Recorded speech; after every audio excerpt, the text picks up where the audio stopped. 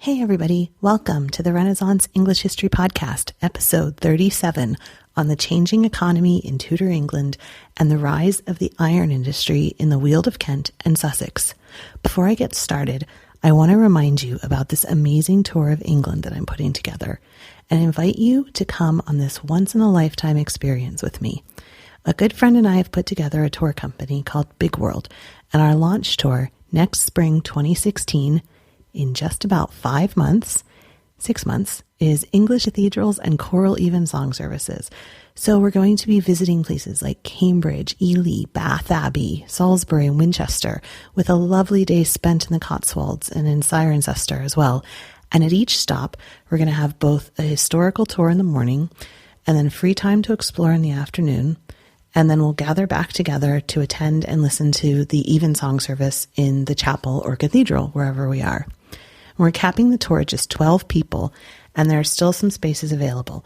So if the idea of spending 9 days traveling through the English countryside at one of the most beautiful times of year, wandering through the Cotswolds, lounging in a Roman bath, and enjoying amazing music almost every day in the most stunning settings is appealing to you, then I'd invite you to check out our tour at www.bigworld.com.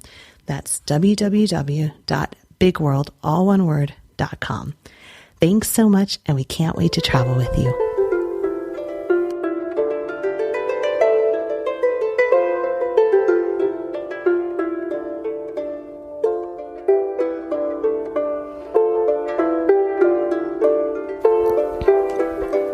Hello and welcome to the Renaissance English History Podcast. I'm your host, Heather Tesco.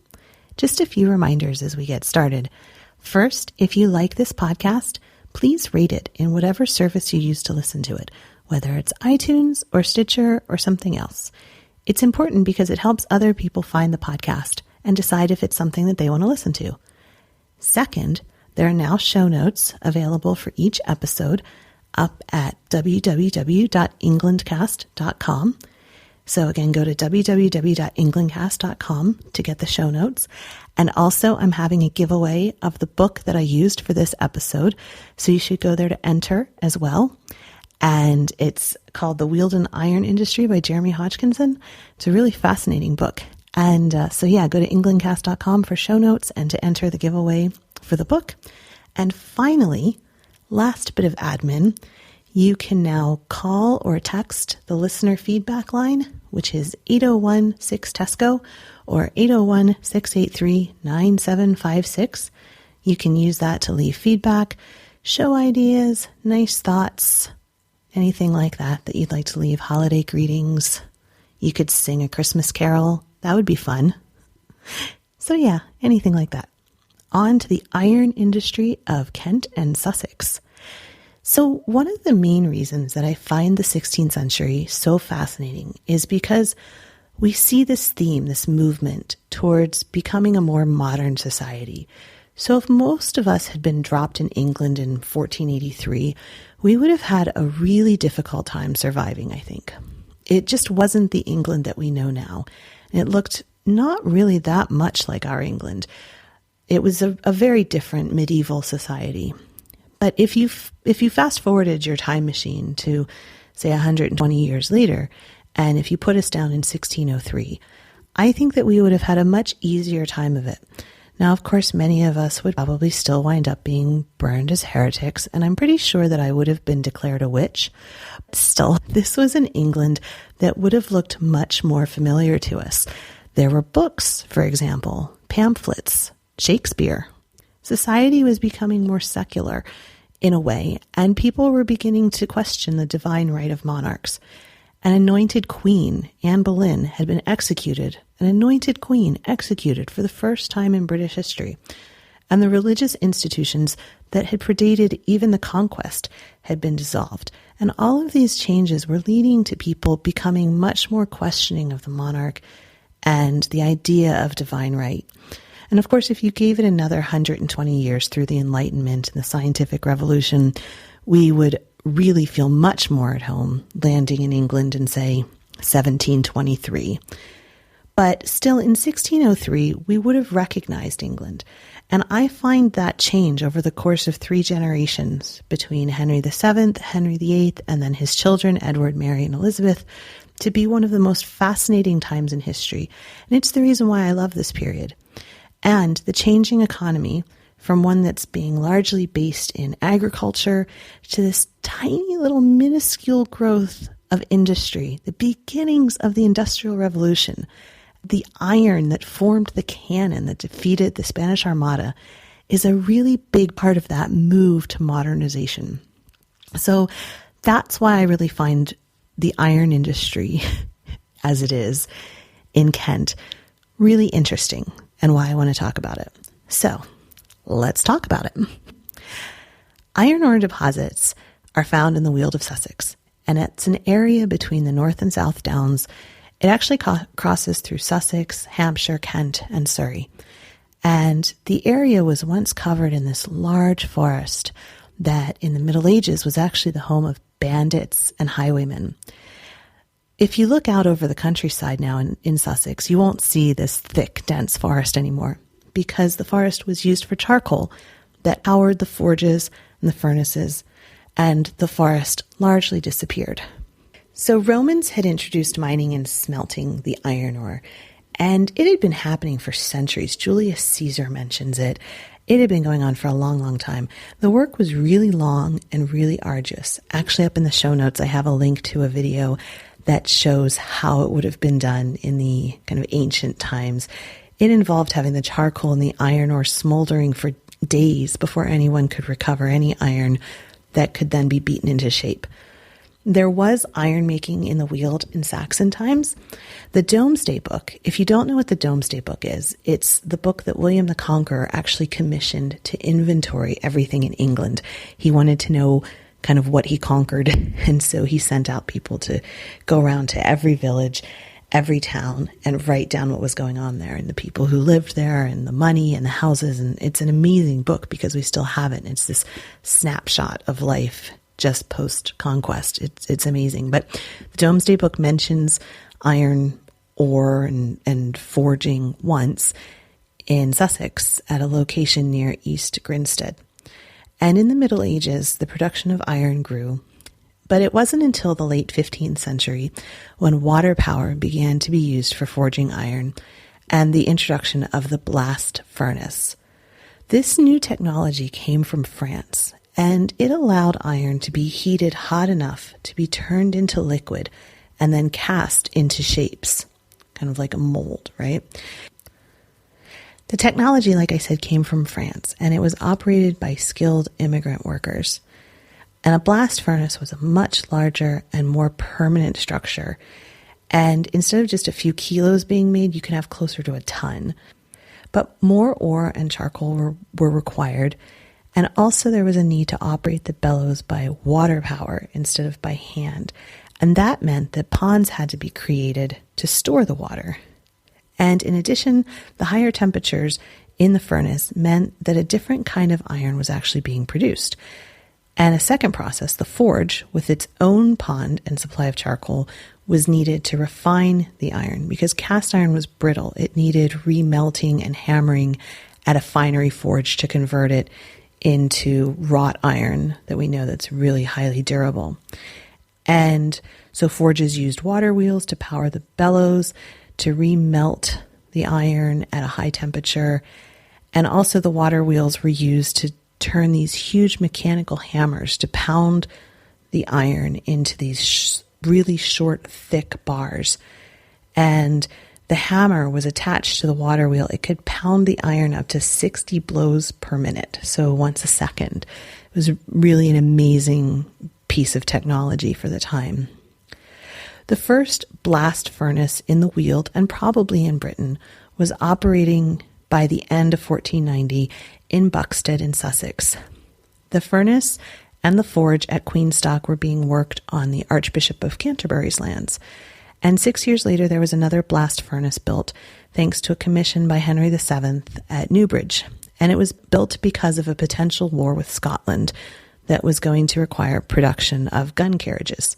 So just like now, it's really often military that drives a lot of these sorts of inventions and a lot of these these new types of technologies that are driven by the need for defense or offense. And I'm not really going to make much of a commentary on that. You can draw your own conclusions, but it's interesting to note.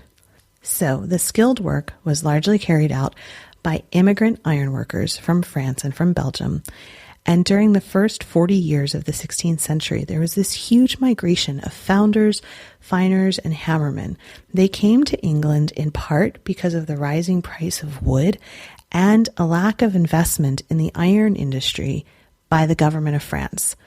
Both Henry VII and his son were investing heavily in all things related to the military, like I talked about in the last episode on Henry's Navy. And so these immigrant iron workers were found easy employment, and before long, most communities in the Weald had some kind of French families. First-generation immigration reached its peak in the 1520s. So now you have this influx of new kinds of people coming, right? New types of languages and food being spoken. You really start to see an intermingling of culture that you hadn't seen before, and that was driven by technology. So to be allowed to live in England, the immigrants had to prove that they were working for an English employer. And really interestingly, lists of workers were created showing where each worker was employed, where they had come from, and when they arrived in England. And we still have a lot of those lists, so that's why we know so much about these immigrants. And you can see them at archives throughout Sussex and Surrey. In the 1530s, England, of course, separated from the Catholic Church, as we know, and began to dissolve the monasteries. This led to a renewed threat of war with France and the other countries loyal to the Pope, and England needed to be able to react defensively very quickly. Bronze had been the material of choice for creating weaponry up until that point, but it was really expensive. And iron guns made with the old technology were also very expensive. So everyone's eyes turned to the new cast iron technology in Sussex.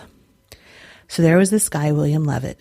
He was the rector of Buxted. He was the deputy receiver of the king's revenues in Sussex, and he had taken over the furnaces and forges that his late brother John had operated. Levitt brought together a local iron founder, Ralph Hogg, and Peter Bauld, a French founder of bronze guns, and between them, they came together to produce a complete cast iron cannon at Buxted in 1543. So this was pretty impressive. And soon the production began in earnest, and Levitt was appointed the king's gunstone maker. More founders began to enter the trade and make profits. It was a bit of a gold rush. Levitt himself expanded to meet the demand, and he was soon in another location in Worth Forest casting guns at a double furnace. By 1548, there were 50 furnaces and forges working in the Weald, though making guns was actually a small minority of their work at first. Some of the other products that they created in this industry were iron firebacks to protect brickwork in the newly built chimneys that new houses had built into them. And people also created iron memorials. For example, Wadhurst Church has over 30 iron memorials that date from the early 17th century to the late 18th century. And I have a link to that in the show notes too. It's really interesting. When the monasteries were dissolved, the forges and furnaces capitalized on the available land.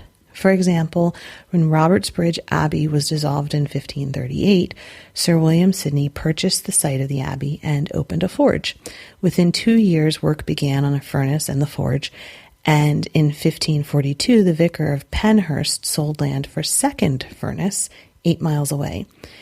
The demand for fuel had driven this acquisition, and all throughout the area, the iron industry was affecting life for large numbers of people who were suddenly employed digging the ore, cutting the wood, and transporting both the raw materials to the site and the finished products to market or to the ports.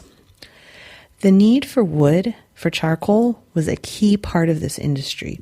Charcoal was the fuel that kept all the forges lit. As the use of the blast furnace spread, people were starting to become afraid that the Weald would lose all of its forest and that other trades would suffer. The clothing trade in particular was really anti furnaces. They were really worried it was going to affect their trade. The old style of furnace, the bloomeries, had used at most about 10 tons of wood per year. The blast furnace increased charcoal consumption by as much as 100 times for each ironworks, and as more and more furnaces were opened, large areas of the forest were cut down. At the time, there were these writers who were lamenting the loss of the forest, and some of the furnaces burned as much as a ton of charcoal each day. And so full-grown trees were being cut down. It wasn't just undergrowth. They were cutting down full-grown trees. Competition for the woodland area was intense, and it was often seen as unfair. In 1548, the authorities in coastal towns petitioned the king to end the deforestation, and a commission was set up to look at the complaints. The complaints included the ironworks were taking the wood needed for Calais for fuel, and that there was no longer sufficient wood for building or making household items, and also that a few really wealthy furnace owners were benefiting to the great detriment of many thousands who weren't even born yet, who would suffer because of the lack of wood, because there wasn't enough wood to make houses and household items. So people were really upset about it. And in 1559, Parliament responded with an act that restricted setting up new ironworks within 14 miles of the sea, except in Sussex, the Weald of Kent, and some parishes in Surrey. But the ironmasters themselves, they were affected by the shortage of wood, and they had to try to figure out ways around it as well. And a later act of Parliament renewed the restriction of the expansion in Kent and Surrey, and it also pointed out an example of a best practice that it encouraged everyone to follow. So there was this fellow called Christopher Darrell. He was an ironmaster in Kent. He operated a furnace in Surrey, though, and he was mentioned in the act. He was exempted from its restrictions because of the way that he had introduced coppicing. He managed the woodland so wonderfully that had supplied his ironworks. So coppicing was cutting down the trees to their base and then allowing them to regrow in several separate shoots. And it provided a long-term sort of sustainable supply of this wood that was so needed. In the late 16th century, when there were about 100 furnaces and forges in the Weald, about a quarter of the land area within a 3-mile radius of the furnace and forge needed to be coppiced. The supply of charcoal became the most expensive part of making the iron because of how labor-intensive the work was. Most furnace and forge owners had to make agreements with other landowners nearby so that they could make sure they had enough wood to supply their own operations, and people were constantly competing for who had access to this woodland and that woodland. A whole new type of entrepreneur emerged out of this industry. The previously mentioned Ralph Hogg, who had made the first cast iron gun in 1543, he had been listed as a servant in the will of William Levitt. He was left in the will 10 pounds and a certain amount of iron. It wasn't a lot. He was probably Levitt's assistant at Buxted, and he succeeded Levitt in running the furnace. And in 1559, he was appointed the Queen's gunstone maker for life. He set up 2 new furnaces with his profits, which he ran along with the Buxted one. After 1568, he had a license to sell guns that were not required by the government. He sold these guns through a man he knew in Lewis, and then he also went on to hold a post at the Tower of London. With all of these profits, he built a house in Buxted, which still bears his name, Hogg House. And in the wall, there was set an iron plate that was cast with a hog, and I put a link up to that on the website as well. It still exists. It's really interesting, and it has the little date and everything like that. So the increasing tension between England and Spain in the reign of Elizabeth meant big profits for the Weald. There were large sales of weaponry in the lead up to the Armada threat. And after that threat died down, the government also tried to make sure that weaponry wasn't being exported to potentially hostile countries. So they made lists of all of the different furnaces and who the different furnaces were selling to. And so we have a lot of really complete information about the people during this time, how much money they were making, what their output was. From all of that, we know that at this high point, there were 100 furnaces and forges in this part of England. Over time, the profits drove others to create forges and furnaces in other parts of England. And soon enough, there was competition from other counties as well. And eventually, the Industrial Revolution took heavy industry up to the coal fields in the north of England. The last furnace in the Weald at Ashburnham closed in 1813, and all of the works were dismantled so that the stone could still be used for building materials. And in some cases, the forest actually grew back over the former sites. We still can see evidence of the sites, though, from their waste. The waste from the smelting process, called slag, is what's left of this iron industry of the Weald, which was once such a thriving industry and was really the nascent start of England's first foray into industrialization. It's so interesting. So I'm doing something new this week. The book recommendation is The Weald and Iron Industry by Jeremy Hodgkinson. And if you go to the website, like I said, there's a contest where you can enter to win my copy of it. So it's the copy that I took notes in and stuff. And I'll send it to you if you win. It's still in good condition. It's not really folded or anything like that. I'm looking at it right now. Yeah, so there's a giveaway for that. That'll be up for a week, so you can go on and sign up for that. And also, I'll put a link to the book recommendation on the site and on the Facebook page. Again, the Facebook page is facebook.com/EnglandCast. Facebook.com/EnglandCast. And you can go there to contact me, to send me show ideas, or just say nice things and say Merry Christmas. And again, you can get all of the book recommendations, the show notes, sign up for the mailing list, everything like that at http://www.englandcast.com. Again, englandcast.com. I've also started doing little mini casts that I'm going to do for the newsletter subscribers. So I've already recorded the first one, and that'll be going out later this week to newsletter subscribers. And they're just quick little 5-minute bits of history that I'm sending out to everybody who signs up for the Englandcast newsletter. So go on there and sign up for that. You can also follow me on YouTube. I do the Tudor Minute on YouTube. So there's links to all of that on the website and on the Facebook page. So thank you so much for your listenership and your support. The next episode in 2 weeks, I'm going to move away from all of this heavy warfare, weaponry, industrialization, and go back to something artistic. So we're going to talk about art in Tudor England. I did an episode on art several years ago, but it wasn't very long. So we're going to do a more complete episode on art in Tudor England in about 2 weeks. So thank you so much for listening. I hope you're having a fantastic holiday season. I'll be talking to you again after Christmas. And thanks for listening. Talk to you soon.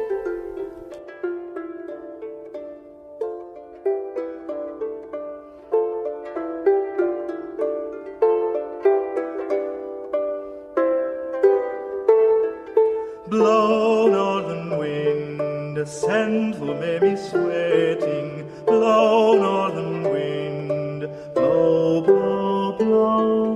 Ich hatte Bord in Bauerbricht, dat soll ich semlis und sicht. Mens gevoel meiden of mich, fair and freight of wonder. In all this worldliche wonder, Bord of blood and of bone, never yet in Uster known, love so mer in London.